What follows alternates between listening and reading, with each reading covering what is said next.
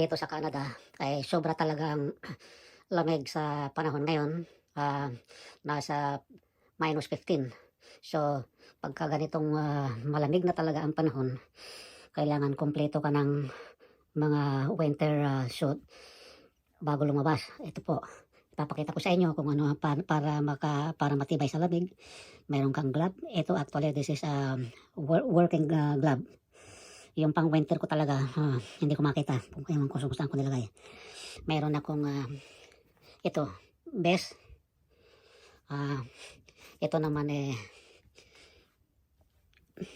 jacket din. Makapal din yan. May lining yan sa loob. Ayan o. Ayan, may lining yan. Tapos, ito pa. Puro may lining yan. Ito actually pang autumn. Ito naman sweatshirt na tinatawag na turtleneck. Ayan. So ayan po ang sinuot ko papuntang labas kasi nag-exercise ako. At ito naman yung pants ko. Itong pants na ito ay with lining din. At syempre kailangan din ng hat. At saka ito, bonnet. Paano kapag iginawin yan? Ayan po.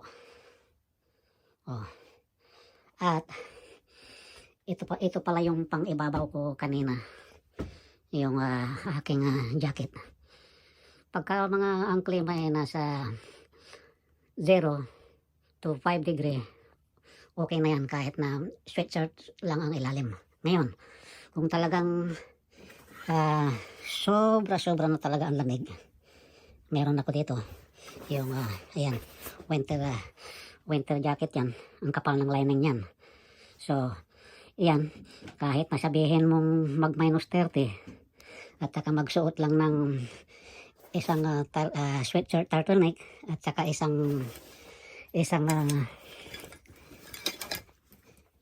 jacket na ganito, yan, okay na. Kaya yung iba, ang sabi nila, hindi daw nila kaya ang lamig dito. Sabi nyo lang yun, lalo na yung mga nasa Pinas, sabi nyo lang yun. Pagka kayo ay naka-experience ng malamig na lugar, marami pong mabibili na protection para sa lamig. Kaya huwag kayong matakot na mga ibang bansa or pumunta sa mga malalamig na lugar kasi maraming protection. At mayroon ding makakapal na socks, yung medyas, at saka mga winter boots, winter shoes. So lahat andi dito, kaya huwag kayong matakot na mapunta sa mga malalamig na lugar. Maraming salamat po. Kung nag-enjoy kayo na manood sa aking pinakitang video, ay huwag pong kalilimutan i-like, comment, and subscribe my channel, Leonardo de Guerto. At yung mga hindi pa nakakapag-subscribe sa akin ay huwag pong kalilimutang